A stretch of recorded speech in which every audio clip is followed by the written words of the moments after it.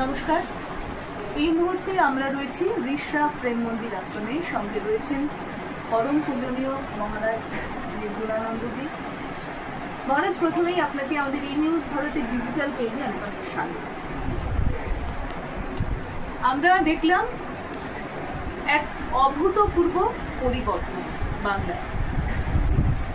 এই পরিবর্তনের পিছনে সনাতনী সম্প্রদায় মহারাজ যারা রয়েছেন তাদের যে দীর্ঘ আন্দোলন, সেই আন্দোলন কতখানি ফলপ্রসূ হলো সে সম্পর্কেই মহারাজের কাছ থেকে জানতে চাইব। প্রথম বিষয়টা হচ্ছে যে সাধু সন্তরা বাংলার যে অবস্থা আমরা পড়েছিলাম, বাংলাতে যে আমাদের অবস্থা চলছিল, বিশেষ করে সনাতনী হিন্দু সমাজ তাদের উপরে যেভাবে আঘাত আসছিল, সাধু সন্তদের ওপর, মঠ মন্দিরদের ওপর, এমনকি আমাদের দুর্গা পুজোর পুরো যে সিস্টেমটাই পরিবর্তন হয়ে যাচ্ছে দিনের পর দিন।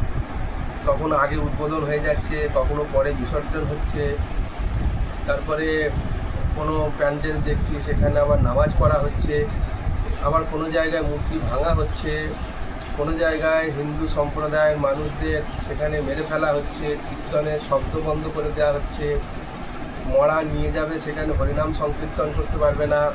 এরকম নানা ধরনের একটা যাকে বলে সমাজের ওপর একটা চাপ তৈরি করা হচ্ছে, যেটা ক্রমশ ধীরে ধীরে জেলায় জেলায় বাড়তে কলকাতা শহর পর্যন্ত সেই চাপ পৌঁছে গেছে। সনাতনী মানুষদের এক করবার জন্য আমরা সাধু সন্তরা যেভাবে যাকে বলে যেরকম আমাদের সাধ্য এবং সামর্থ্য তার দ্বারাই আমরা পথে নেমেছিলাম। কেবলমাত্র আমরা কোনো রাজনৈতিক দলকে সমর্থন করে পরিবর্তনের কথা আমরা বলিনি। আমরা যেটা বলেছি সেটা হচ্ছে বাংলার এই হিন্দু সমাজের রক্ষার কথা। তার জন্য যে রাজনৈতিকভাবে প্রেসারাইজ করা হচ্ছে, প্রশাসনকে কেউ কথা শুনছে না, প্রশাসনিক যে সমস্যা, এর জন্য আমরা আমাদের মতন পথে নেমেছি এবং সেখানে আমরা গীতা পাঠ, কোনো জায়গায় হনুমান চালিসা পাঠ, গ্রামে গঞ্জে ধর্মসভা করা, এরকম নানা অনুষ্ঠান করে হিন্দু সমাজকে আমরা জাগাবার চেষ্টা করেছি।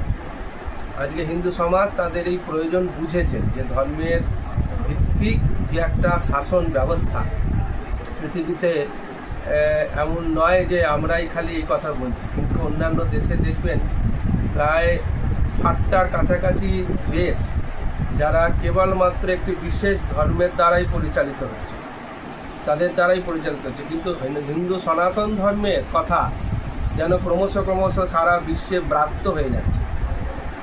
কোনো রাষ্ট্র নেই, কোনো রাষ্ট্রচিন্তা নেই, ধার্মিক রাষ্ট্রচিন্তার কোনো ভাবনা নেই। অনেকে ভাবেন যে ধর্ম বোধহয় আলাদা আর রাষ্ট্রচিন্তা বোধহয় আলাদা। এটা কখনোই হতে পারে না। প্রত্যেকটার একটা আইডিওলজি থাকে, প্রত্যেকটা রাষ্ট্রের একটা নিজস্ব আইডিওলজি আছে, তার একটা ইতিহাস আছে, তার একটা সংস্কৃতি আছে, তার একটা প্রাচীনত্বের ধারক বাহকের একটা প্রবাহ আছে। সেই সব কিছুই যদি আমরা ভারতবর্ষের মধ্যে বলি না সেগুলো ব্যাকডেটেড, সেগুলোকে নেওয়া যাবে না, এটা হতে পারে না। আমাদের দেশ, আমাদের রাষ্ট্র, আমাদের যে ভারতবর্ষ, যেটা সুপ্রাচীন দেশ এবং সেখানে বসবাসকারী জনসংখ্যার ভিত্তিতে বর্তমানে অধিকাংশ হিন্দু জনসংখ্যার মধ্যেই রয়েছে। মেজরিটি পার্সেন্ট হিন্দু আমরা এখানে থাকি। হিন্দু জাতিটা বর্তমান পৃথিবীতে সবথেকে প্রাচীন ধর্ম অবলম্বনের মানুষ, যারা এখনও পর্যন্ত অস্তিত্বকে রাখতে পেরেছে। অনেক অত্যাচার চলেছে আমাদের উপরে, অনেকভাবে আমাদের পরাস্ত করা হয়েছে, ধর্মান্তরকরণ করা হয়েছে, মেয়েদের উপর অত্যাচার করা হয়েছে, তারপরেই জাতিটা টিকে আছে। তারপরেও এখন বিশ্বের 4র্থ জনসংখ্যার নিরিখে আমরা হিন্দু জাতি ভারতবর্ষে রয়েছি, বা বিশ্বের অন্যান্য দেশে ছোটোখাটোভাবে রয়েছে। কিন্তু সেক্ষেত্রে আমরা এই কথাটাই মানুষকে বোঝাতে চেয়েছিলাম। মানুষ নিজের অস্তিত্ব সম্পর্কে বুঝতে চেয়েছেন এবং তারা তাদের রাজনৈতিক যে ক্ষমতার মধ্যে দিয়ে যে নিজেদের একটা অস্তিত্ব রক্ষার যে লড়াই, সেখানে তারা নিজেদের প্রয়োজনটা বুঝেছেন, এগিয়ে এসেছেন। কারণ কি, এখন দেখুন রাজনৈতিক শক্তি এমন একটা শক্তি, তার কাছে সব কিছু, প্রশাসন, অর্থনীতি, সমাজনীতি সব তাদের হাতে, সেগুলো আলাদা আলাদা কোনো জায়গায় নেই। সেজন্য রাজশক্তির পরিবর্তনের মধ্যে দিয়েই তারা তাদের জবাব দিয়েছেন। সনাতন ধর্মের মানুষের এগিয়ে এসেছেন। এই জন্য এই পরিবর্তন সকলের মিলিত প্রচেষ্টা। যেই পার্টি এবার সরকার গঠন করলো, সাধারণ মানুষের বক্তব্য এরা বিভাজনের রাজনীতি করেছে বিগত দিনে। এরা বোধহয় এদের পাশে যে সমস্ত মুসলমান সম্প্রদায়ের মানুষ রয়েছে তাদেরকে হয়তো এদেশ থেকে বিতাড়িত করবে। সেই ভাবনাটা কতখানি সত্যি বলে আপনার মনে হয়? সাধারণ মানুষের কথা আপনি বলছেন, তাহলে ভোটে এই এফেক্ট হলো কী করে? মুষ্টিমেয় কিছু ব্যক্তি যারা নিজেরা বিভাজন করতে চান, তারাই এই কথাগুলো এখনো পর্যন্ত আওড়ে যাচ্ছে। ভারতবর্ষের হিন্দু সনাতন ধর্ম, যে ধর্মকে নিয়ে এত কথা হচ্ছে যে বিতাড়িত হবে, আমরা চিন্তা করে দেখুন তো, ওরা যে দেশে আছে, যে দেশে ওনাদের সরকার বা যে দেশে ওনাদের থাকেন, সে দেশে হিন্দুর জনসংখ্যা কত? স্বাধীনতার পর থেকে আজকে পাকিস্তান বাংলাদেশে কী হারে হিন্দুদের নিধন হয়েছে এবং কীভাবে তাদের তাড়ানো হয়েছে, কীভাবে পোড়ানো হয়েছে, এবং জনসংখ্যার নিরিখে তারা ক্রমশ কমছে। উত্তরোত্তর ভারতবর্ষে হিন্দু জনসংখ্যা, হিন্দু ধর্মাবলম্বী মানুষের সংখ্যা বেশি, প্যারালালি তাদের সংখ্যাও উত্তরোত্তর বৃদ্ধিপ্রাপ্ত হচ্ছে। আজকে যেখানে 18% স্বাধীনতার সময় ছিল, এখন সেখানে 25% প্রায় তারা অংশগ্রহণ করেছে।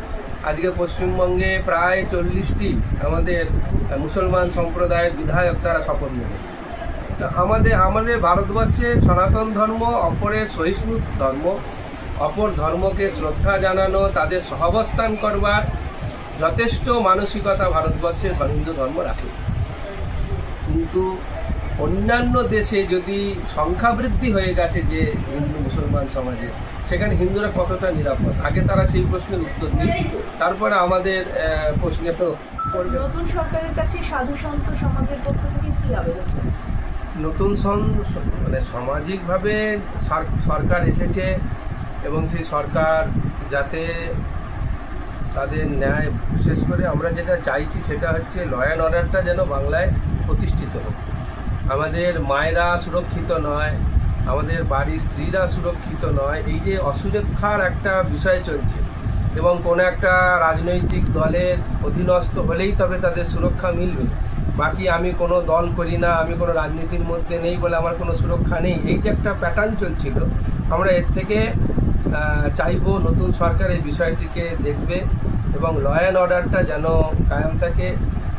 বিশেষ করে এই যে কে কত বড় সরকার সুযোগ দিল, আমরা যেটা নিয়ে খুব বেশি ব্যস্ত হয়ে পড়ছি, যে কে কত টাকা দিল, কে লক্ষ্মীর ভাণ্ডারে কত দিল, কে কত টাকা কোন স্কিমে দিল। এর থেকেও বড় বিষয় যেটা হচ্ছে সেটা হচ্ছে জনজীবনকে নিশ্চিত করা। এই জনজীবনকে যদি নিশ্চিত আমরা না করতে পারি, তাহলে পরে কিন্তু আবার সমূহ বিপদ আসবে, যেখানে হিন্দু সমাজ, মুসলমান সমাজ, সমস্ত ধর্মীয় সমাজের সঙ্গে সঙ্গে সমাজের সর্বস্তরের মানুষ যাতে সেখানে তারা আইনকে শ্রদ্ধা করে, ভারতবর্ষের প্রতি শ্রদ্ধা করে, পশ্চিমবঙ্গকে প্রতি শ্রদ্ধা রেখে তারা যাতে নিজের জনজীবন চালাতে পারেন, এবং আগামী প্রজন্মের কাছে যাতে তাদের শিক্ষা, স্বাস্থ্য ইত্যাদি বিষয়গুলো উন্মুক্ত হয়, তাদের কাছে অনেক সুযোগ আসে, এই বিষয়ে সরকার নিশ্চয়ই চিন্তাভাবনা করবে। এবং একটা সুস্থ সমাজ আমরা সবাই মিলে থাকব, সবাই সবার সুখ দুঃখকে আমরা পরস্পরের মধ্যে আদান প্রদান করব। এই যে জায়গাটা, ভয় ভীতির সমাজ থেকে একটা মুক্ত হোক, এরকম একটা সমাজ নির্মাণ হোক ভারতবর্ষে বা পশ্চিমবঙ্গে একটা আসুক, যেটা বহুদিন আমরা সেটার আকাঙ্ক্ষা করে কিন্তু পাচ্ছি না। কোনোরকমভাবে যাতে সেই দিকে আবার না আমরা চলে যাই, সুস্থ সমাজের মধ্যে আমরা থাকতে চাই, এটাই প্রার্থনা।